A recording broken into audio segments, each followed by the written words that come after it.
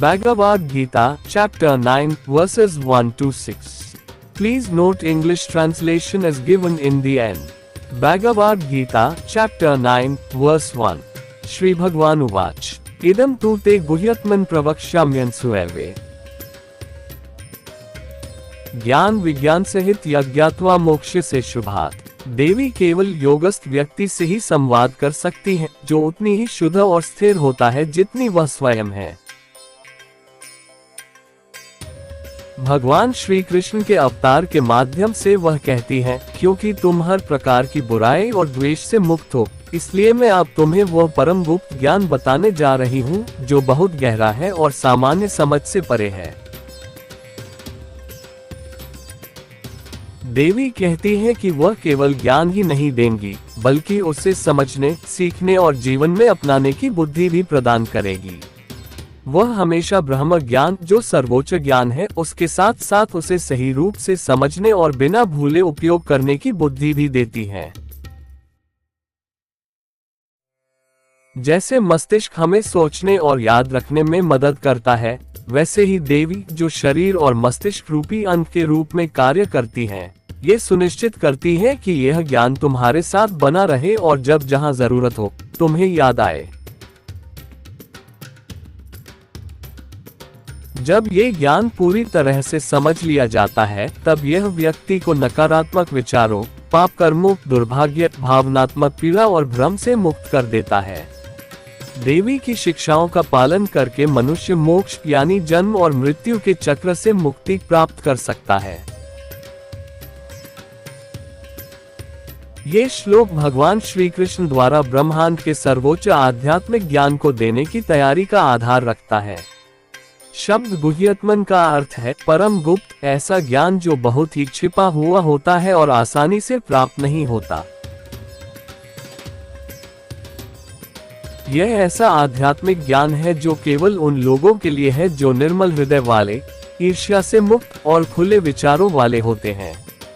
ये श्लोक ज्ञान सिद्धांत रूप में समझना और बुद्धि अनुभव के माध्यम से जानना दोनों की महत्ता को दर्शाता है।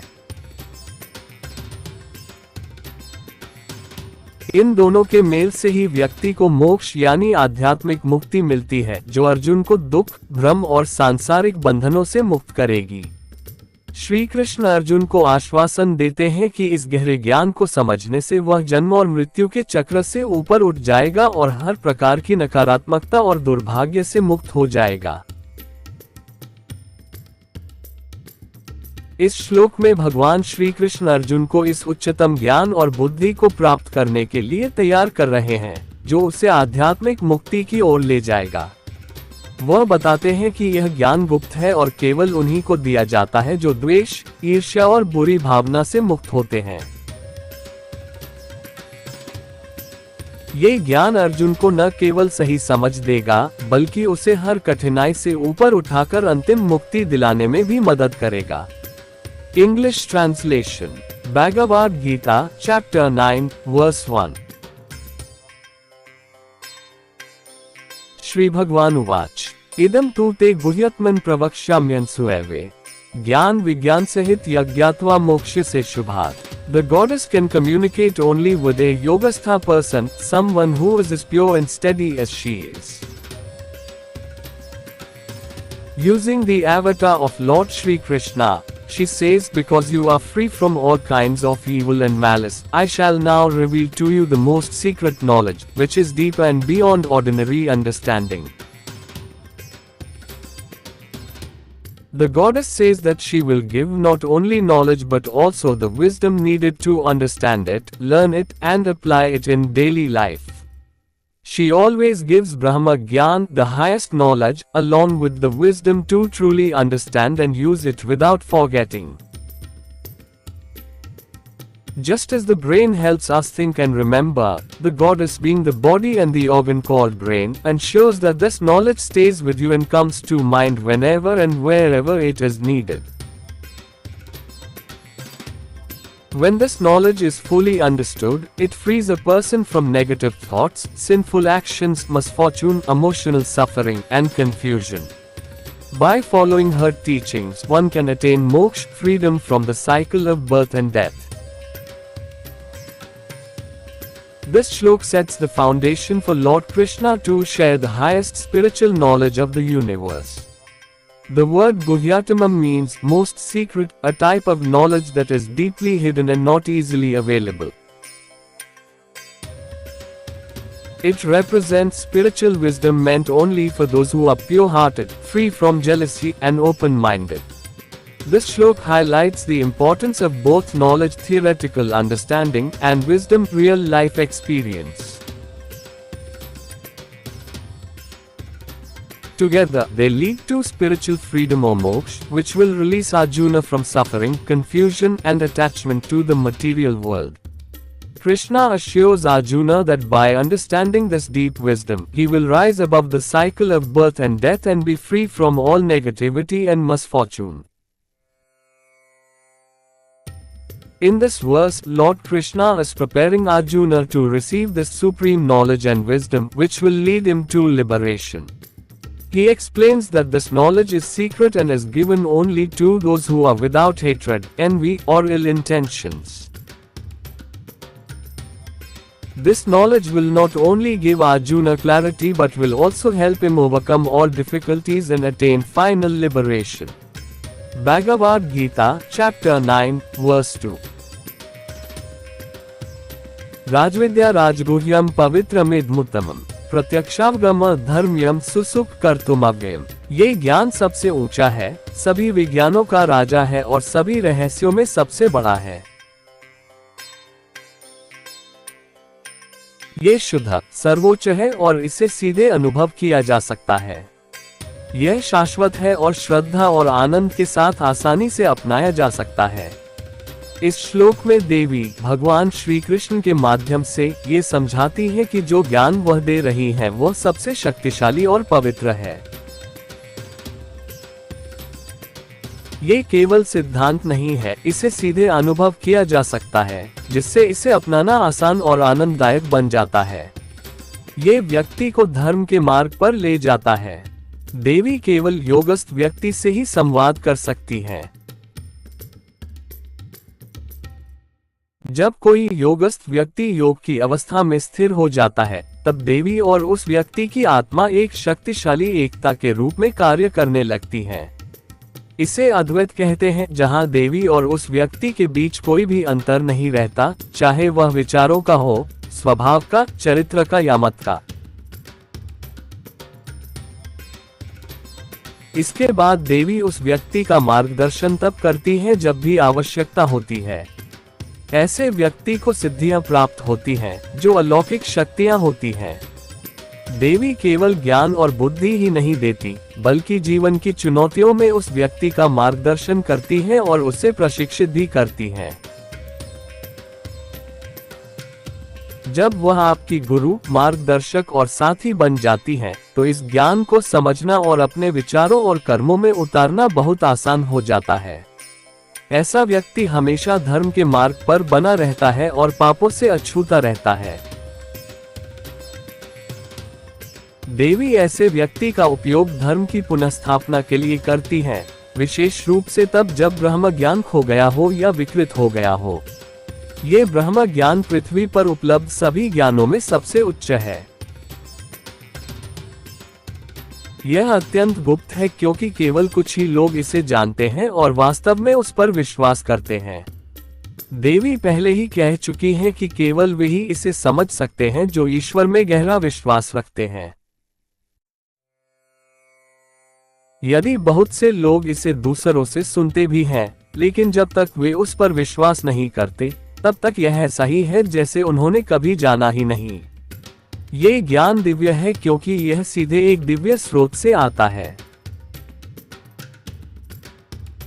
ये पूर्ण रूप से शुद्ध है, इसमें कोई दोष नहीं है और यह शाश्वत है। ये हमेशा वैसा ही रहता है और कभी नहीं बदलता। English translation. Bhagavad Gita, Chapter 9, Verse 2. राजविद्या राजगुह्यम पवित्रमिदमुत्तमम् प्रत्यक्षावगम धर्म्यम सुसुख कर्तुमव्ययम्। This knowledge is the highest, the king of all sciences, and the greatest of all secrets. It is pure, supreme, and can be directly experienced. It is eternal and easy to follow with joy and devotion. In this verse, the goddess, speaking through Lord Krishna, explains that the knowledge she is sharing is the most powerful and sacred. It is not just theoretical, it can be directly experienced, making it both easy to practice and joyful. It also leads a person along the path of righteousness. The goddess can communicate only with a yogastha person. Once a yogastha person becomes steady in the state of yoga, the goddess and the soul of that person begin to act as one unified force. This is called Advaita, a state where there is no difference at all between the goddess and the individual, not even in thoughts, nature, character, or opinion. From this point on, she guides that person whenever needed. Such a person receives supernatural powers known as siddhis. The goddess gives not only knowledge and wisdom but also personally guides and trains the person as they face the challenges of life. When she becomes your guru, guide, and companion, it becomes much easier to understand and apply this knowledge in your thoughts and actions. As a result, that person stays on the path of dharma and remains untouched by sins. She uses such a person to restore dharma by reviving the lost or corrupted divine Brahma Janana. This Brahma Janana is the highest form of knowledge available on earth. It is extremely secret because only a few know it and truly believe in it. The goddess has already said that only the strongest believers in God can truly understand it. Even if many people hear it from others, unless they believe in it, it is as if they do not know it at all. This knowledge is divine because it comes directly from a divine source. It is pure, without any flaws, and it is eternal, Shashvat, it remains unchanged forever. Bhagavad Gita, Chapter 9, Verse 3. Ashraddhana, Purusha Dharmasyasya Parantap. अप्राप्य मां निवर्तन्ते मृत्यु संसार वर्तमनि। देवी भगवान श्री कृष्ण के माध्यम से कहती हैं कि केवल एक सच्चा और शुभचित व्यक्ति ही इस दिव्य ब्रह्म ज्ञान को बिना किसी भ्रम और गलती के समझ सकता है। इस ज्ञान को पाए बिना कोई भी मोक्ष मुक्ति प्राप्त नहीं कर सकता और उसे बार बार जन्म लेना पड़ेगा।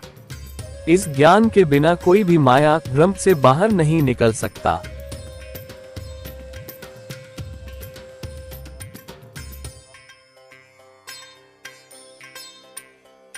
और जब तक कोई माया से मुक्त नहीं होता, तब तक वह गलती रहित जीवन नहीं जी सकता, जिससे पापों का संचय होता है। जब तक कोई व्यक्ति पापों से मुक्त नहीं होता, तब तक वह देवी के साथ योग कहलाने वाला दिव्य अद्वैत संबंध प्राप्त नहीं कर सकता। और इस योग के बिना मोक्ष संभव नहीं है। इसलिए देवी स्पष्ट रूप से कहती हैं कि जिन लोगों का ईश्वर और दिव्य ब्रह्म ज्ञान में पूर्ण और अटूट विश्वास नहीं होता, वे जन्म और मृत्यु के अनंत चक्र में फंसे रहते हैं और मोक्ष प्राप्त नहीं कर सकते। अध्याय 7 में देवी पहले ही यह स्पष्ट कर चुकी है कि जब तक ईश्वर पर दृढ़ विश्वास नहीं होता, तब तक ये दिव्य ब्रह्म ज्ञान समझ में नहीं आता। श्रीमद् भगवद गीता, अध्याय 7, श्लोक 1। श्री भगवान उवाच मय्यासक्तं न पार्थ योगे युञ्जन मदाश्रय असंशयं संभ्रमा यथा ज्ञास्यसि तच्छृणु। जो योगस्थ व्यक्ति ईश्वर में अटूट विश्वास रखता है, वही बिना किसी संदेह के ईश्वर के वास्तविक तत्व को सही रूप में समझ सकता है। एक व्यक्ति तभी सच्चा शिष्य बनता है जब वह अपने भीतर की सारी नकारात्मकता से मुक्त हो जाता है। उसी क्षण देवी स्वयं उसकी गुरु बन जाती हैं। यहाँ शिष्य शब्द का अर्थ समझना बहुत जरूरी है। शिष्य वह होता है जिसमें किसी भी प्रकार की बुराई नहीं हो। किसी भी व्यक्ति के भीतर की बुराइयां ही ईश्वर को जानने में सबसे बड़ी रुकावट होती हैं।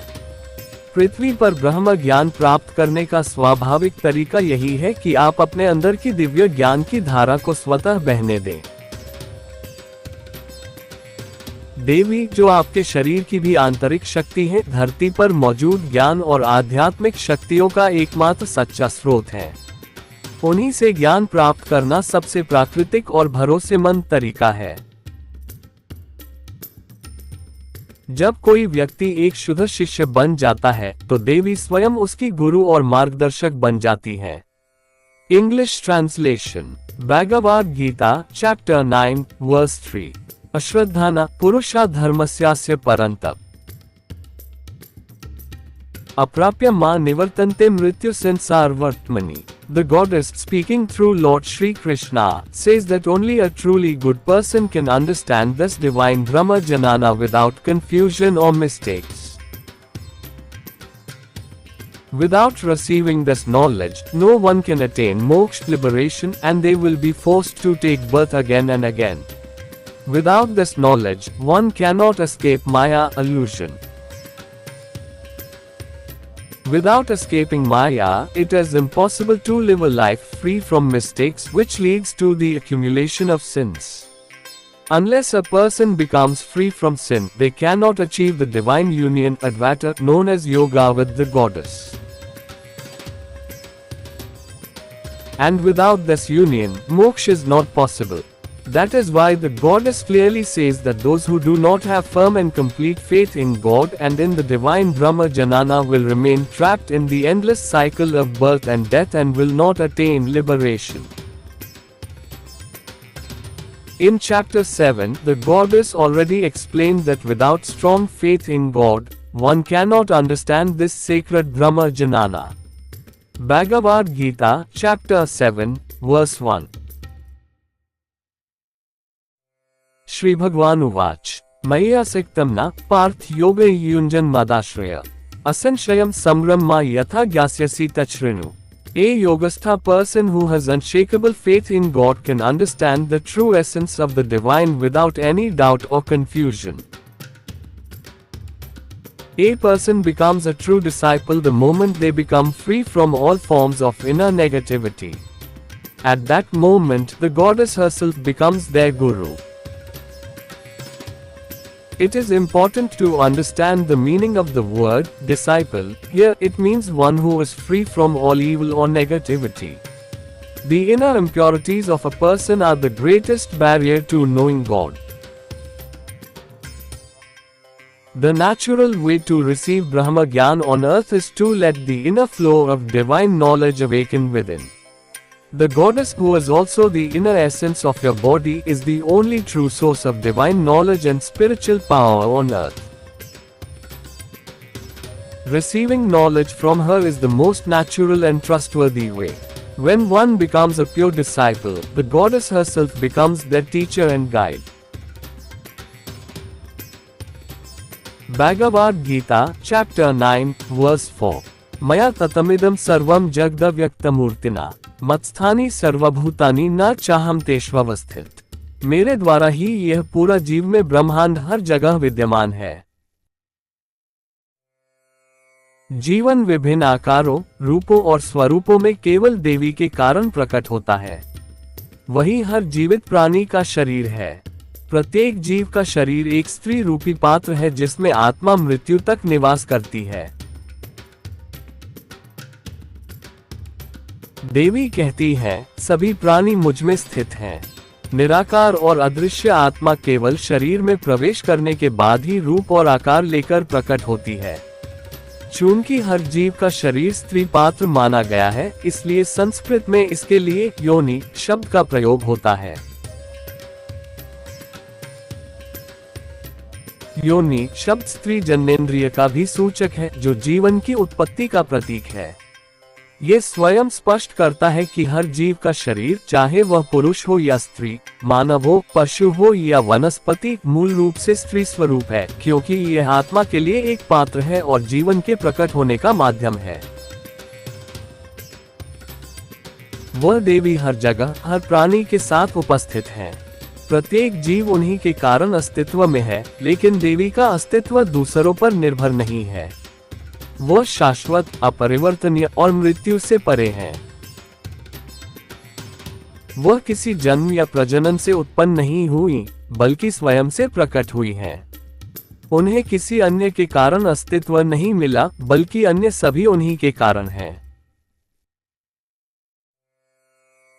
यद्यपि हर एक को उनके कारण वर्णित किया जा सकता है, क्योंकि वे सभी प्राणियों की भौतिक अभिव्यक्ति हैं, लेकिन वह स्वयं वर्णन से परे हैं। वह सर्वव्यापी हैं, एक साथ हर स्थान पर उपस्थित है और किसी विशेष रूप, रंग या लक्षण से परिभाषित नहीं की जा सकती।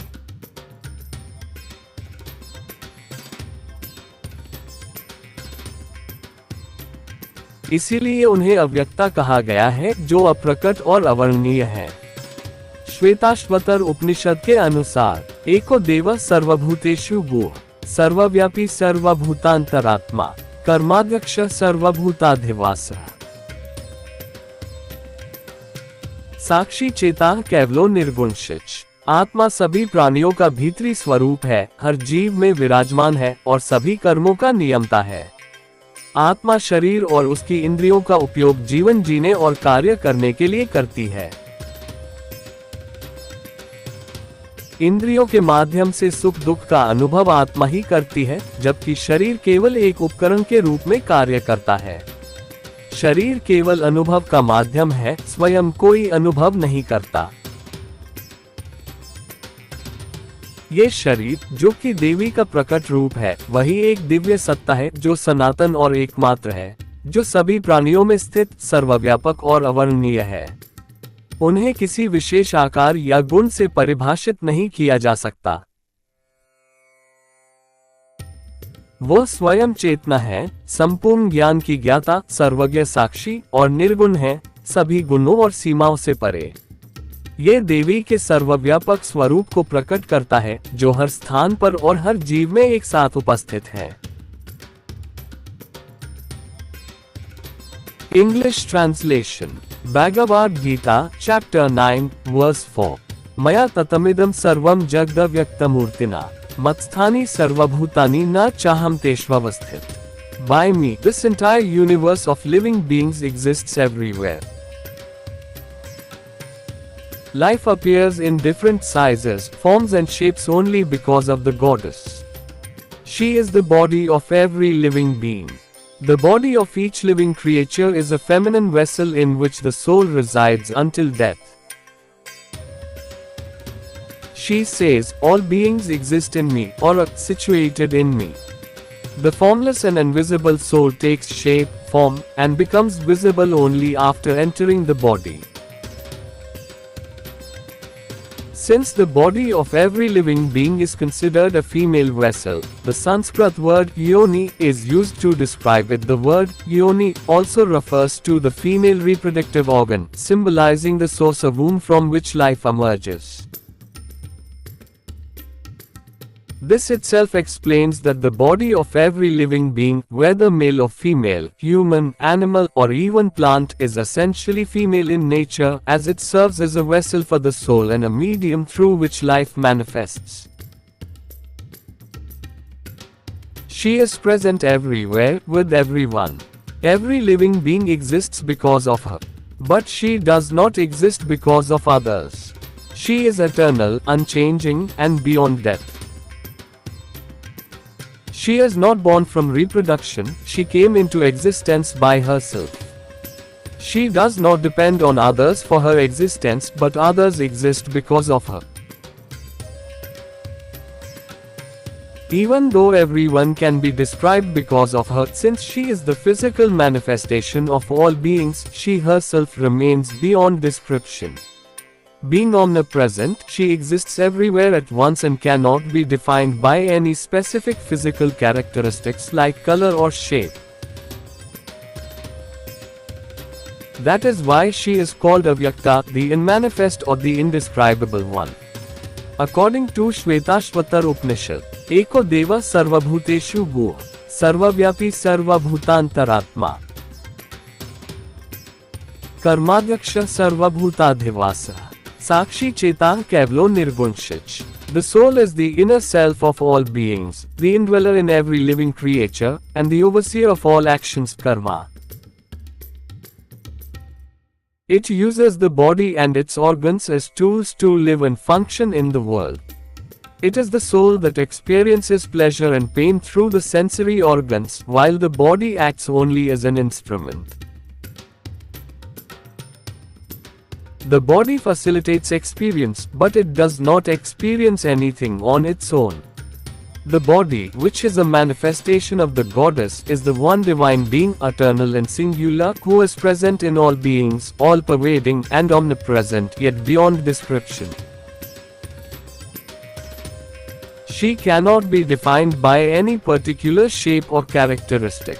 She is consciousness itself, the knower of all knowledge, the omniscient witness, and remains nirguna, without qualities, beyond all attributes and limitations. This reveals the omnipresent nature of the goddess, who is present everywhere and in every living being, all at once. Bhagavad Gita, chapter 9, verse 5. न च मत्स्थानि भूतानि पश्य मे योगमेश्वरम भूतभून च भूतस्थो ममात्मा भूत भावन। देवी भगवान श्री कृष्ण के अवतार के माध्यम से यह संदेश देना चाहती हैं।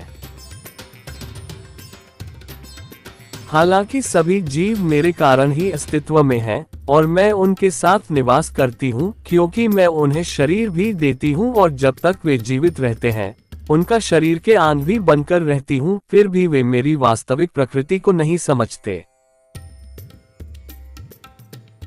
वे यह नहीं समझ पाते कि वे आत्मा और शरीर से बने हैं, जहाँ आत्मा उनका सच्चा स्वरूप है और शरीर देवी का स्वरूप है, अर्थात ये पृथ्वी माता।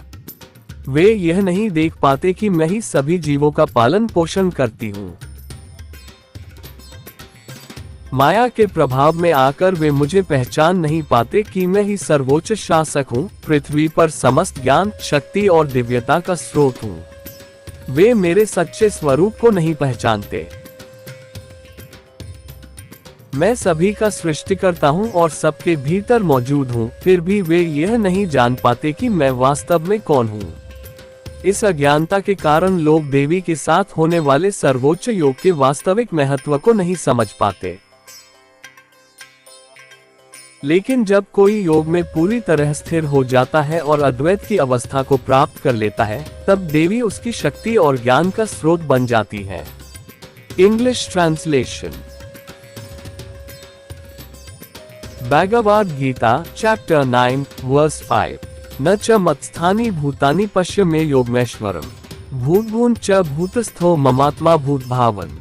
The goddess, through the avatar of Lord Krishna, wants to convey this message. Even though living beings exist because of me, and they dwell in me since I give them their body and also serve as organ of their body for as long as they are alive, they still do not understand or recognize my true nature. They fail to understand that they are made of both soul and body, where the soul is their true self, and the body is the goddess, that is, planet Earth. They fail to see that I am the one who sustains all beings. Under the influence of Maya, illusion, they are unable to recognize my authority as the supreme ruler, the source of all knowledge, power, and divine greatness on earth. They do not understand my true self. Even though I am the creator and present within all beings, they still do not realize who I truly am. Because of this ignorance, people cannot understand the true value of the supreme union, known as yoga, with the goddess. But when someone becomes truly stable in yoga by achieving non-duality, Advaita, the goddess, becomes the source of their power and wisdom. Bhagavad Gita, chapter 9, verse 6। यथाकाश स्थितो नित्यम वायु सर्वत्र महान तथा सर्वाणि भूतानि मत्स्थानि इत्युपधारय। देवी भगवान श्री कृष्ण के अवतार के माध्यम से कहती हैं।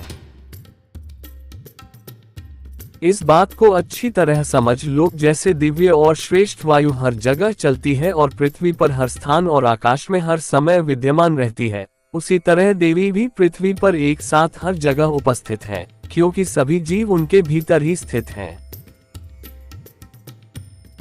वे सभी जीवों का शरीर हैं और ये जीव अनेक रूपों में पूरे ग्रह पर फैले हुए हैं। जैसे वायु हर जगह मौजूद रहती है, वैसे ही दिव्य देवी भी पृथ्वी पर हर स्थान पर एक साथ उपस्थित हैं। साथ ही वे स्वयं ये पृथ्वी भी हैं और यह ग्रह सचमुच जीवित है जैसे अन्य सभी जीवित प्राणी। यही देवी जो पृथ्वी है उनके सर्वव्यापी स्वरूप को दर्शाता है। English translation, Bhagavad Gita, Chapter 9, Verse 6. यथाकाशस्थितो नित्यम वायु सर्वत्र महान तथा सर्वाणि भूतानि मत्स्थानीत्युपधारय. The goddess, speaking through the avatar of Lord Krishna, says, understand this clearly, just as the divine and superior wind moves everywhere and remains present throughout space at all times and in all places on earth. In the same way, the goddess is present everywhere on planet Earth at once, as all living beings exist within her. She is the body of all living organisms, and these organisms, in various forms, are spread across the entire planet. Just as air is present everywhere, the divine goddess is also present everywhere at once on earth. At the same time, she is the earth itself, and this planet is truly alive, just like every other living being. This reveals the omnipresent nature of the goddess, who is planet Earth.